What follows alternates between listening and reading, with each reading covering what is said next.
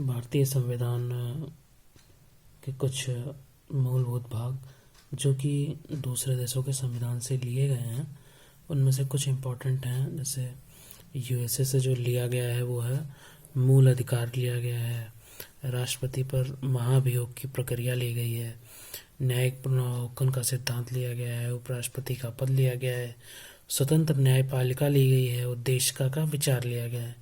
Britain से क्या लिया गया है? संसदीय शासन पद्धति ली गई है, एकल नागरिकता ली गई है, विधि का शासन लिया गया है, एकल न्यायिक प्रणाली ली गई है, लोकसभा के प्रति मंत्रिमंडल का सामूहिक उत्तरदायित्व लिया गया है, राष्ट्रपति की औपचारिक प्रधानता और वास्तविक शक्तियां मंत्रिपरिषद में निहित होना लिया गया है। ऑस्ट्रेलिया से समवर्ती सूची ली गई है, शक्तियों का विभाजन लिया गया है, केंद्र राज्य संबंध लिए गए हैं, प्रस्तावना की भाषा ली गई है, व्यापार और वाणिज्य लिया गया है। आयरलैंड के संविधान से क्या लिया गया है? राज्य के नीति निर्देशक तत्व लिए गए हैं, सबसे इम्पोर्टेंट है। और राष्ट्रपति का निर्वाचक मंडल, साहित्य, कला, विज्ञान, समाज सेवा, योगदान आदि। राज्यसभा में 12 सदस्यों का मनोनयन। कनाडा के संविधान से संघीय शासन प्रणाली इम्पोर्टेंट पॉइंट है एग्जाम के पॉइंट ऑफ व्यू से। और अवशिष्ट शक्तियों का सिद्धांत, सशक्त केंद्र, राज्यपाल द्वारा राष्ट्रपति का विचार। और सोवियत संघ से क्या लिया गया है?